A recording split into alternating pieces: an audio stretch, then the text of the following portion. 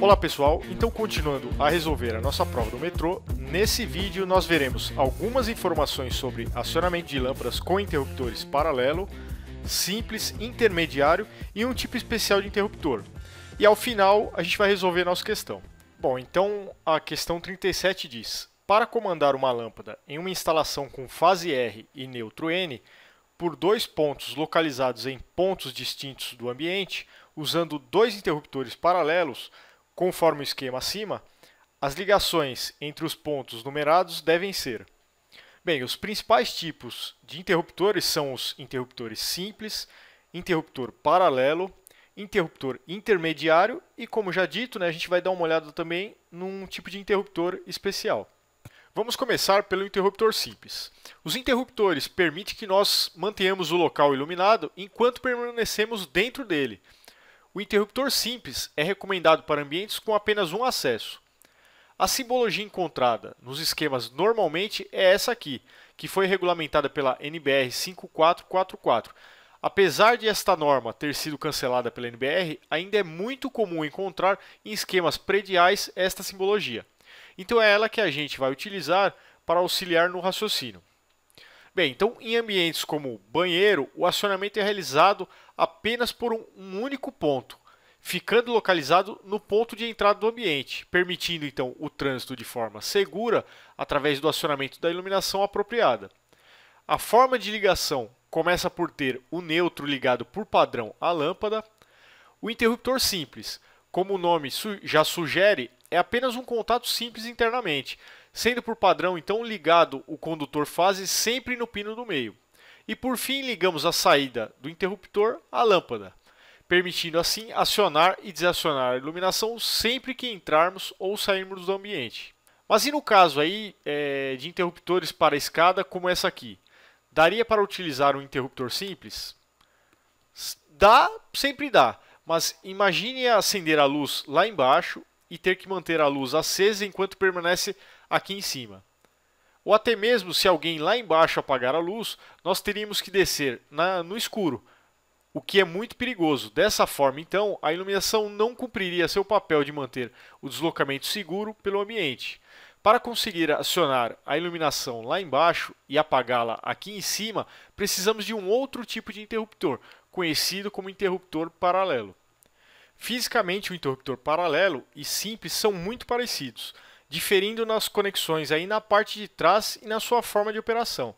Enquanto o interruptor simples tem apenas dois polos utilizados para interromper ou energizar o ponto de iluminação e acaba fazendo o acionamento da iluminação de forma direta, o interruptor paralelo atua sempre em conjunto com outro interruptor, sendo necessário então três polos, onde dois são utilizados para interligar os interruptores e o outro utilizado para receber alimentação ou como saída para a lâmpada.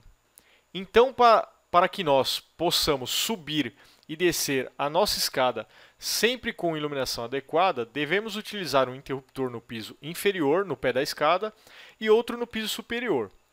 Como já foi mencionado, o padrão é sempre ter o neutro na lâmpada. A fase vai no borne central de um dos interruptores.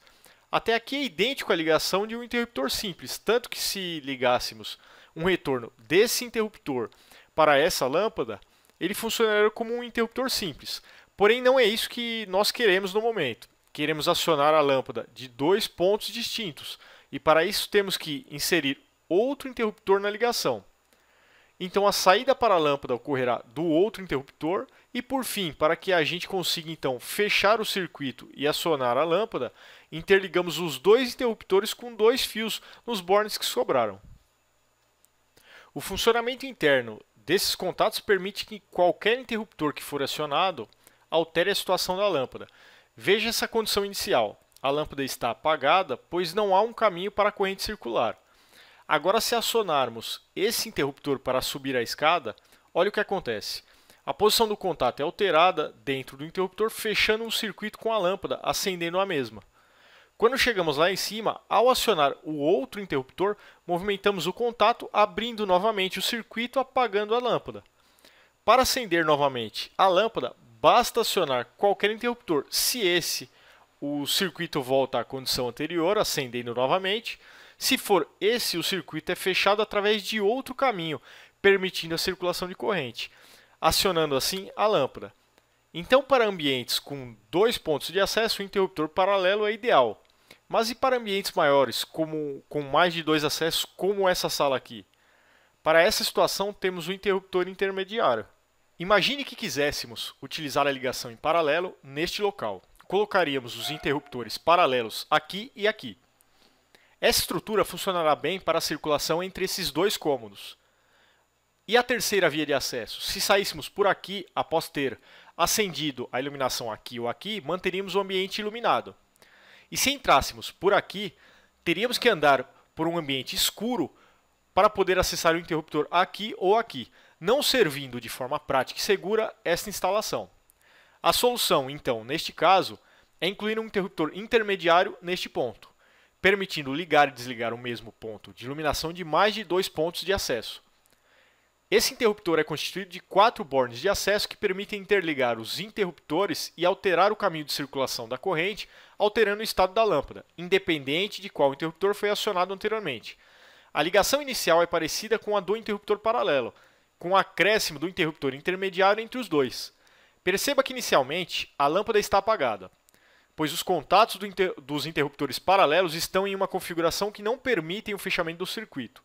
Pois bem, imagine que queremos passar por este ambiente e ir até este outro.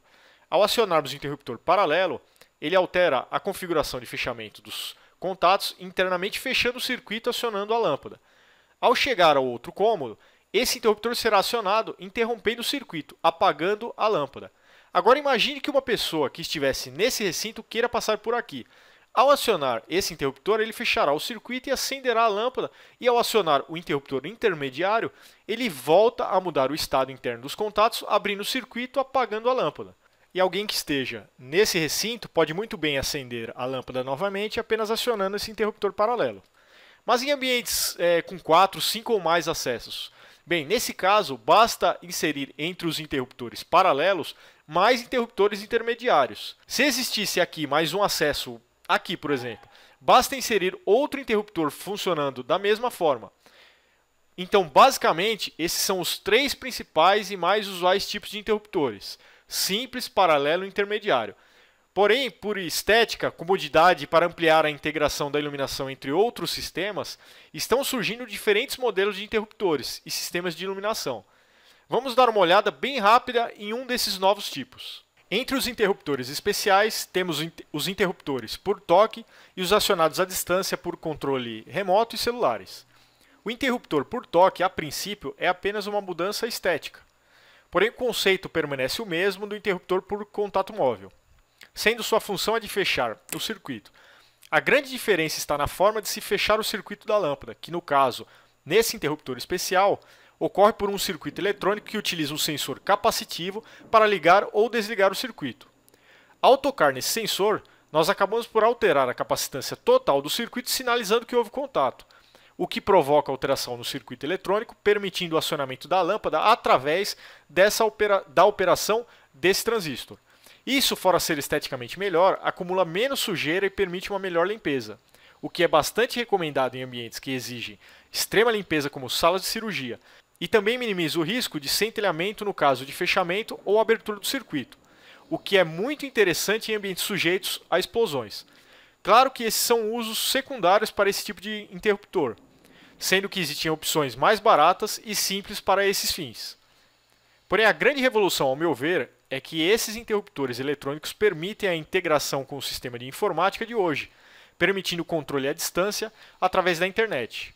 Uma das formas possíveis de serem feitos este controle é com essa central de automação da Touch Light, permitindo controle, monitoramento e outras programações na iluminação.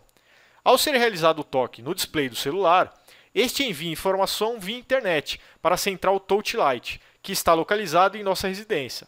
E essa central comanda o interruptor através de ondas de rádio, acionando o circuito da mesma forma como se alguém tivesse realizado o toque para apagar a iluminação. Para quem se interessou, vou manter ao final do vídeo um link sobre este produto. Bem, com o que a gente viu até aqui é mais do que suficiente para responder a nossa questão. Então vamos à resolução.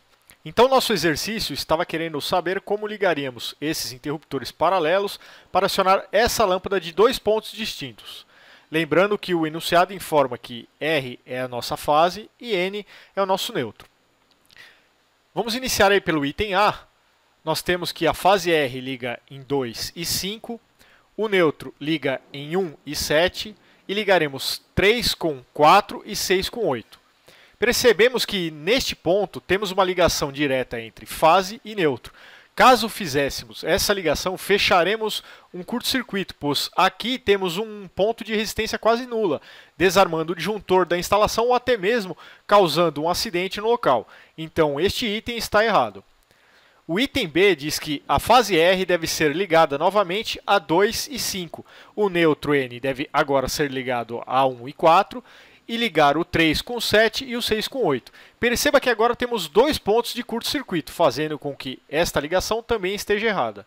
Agora o item D diz para ligarmos a fase R ao 1 e 4, o neutro ao 8, devemos conectar 2, 5 e 7 e por fim conectar 3 e 6.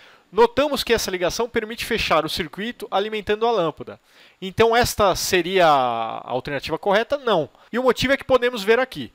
A ligação em paralelo, como já vimos, é utilizada muito em escadas, pois como vimos anteriormente, ela permite acionar e desacionar a iluminação de pontos distintos apenas com um novo toque, em qualquer dos interruptores. Porém, essa ligação que fizemos mantém a lâmpada energizada por dois pontos, mantendo uma redundância no circuito. Imagine que alguém vá descer essa escada e, ao chegar lá embaixo, clique no interruptor para desligar. Como se vê, apesar de abrir esse ponto da alimentação da lâmpada, o interruptor superior mantém ela energizada até que ele também seja acionado. Então, sempre para ligar ou desligar essa lâmpada, seria necessário acionar os dois interruptores, o que torna essa ligação incorreta para o uso em interruptores como interruptor paralelo. Já no item E, a questão informa que temos de ligar a fase R com 1 e 7, o neutro com 5 e 8 e interligar 2 com 4 e 3 com 6. Pode até parecer que a princípio conseguimos alimentar a lâmpada, pois mantemos sobre ela fase neutro. Porém, nessa interligação acabamos por criar um curto-circuito, o que levará ao desarme do disjuntor ou até coisa pior. Para finalizar, temos o item C, que já vimos anteriormente, mas vamos revisar aqui. Ele informa que devemos ligar a fase em 1, o neutro em 8, 2 com 5, 3 com 6 e o retorno para a lâmpada, que é o 4 com 7.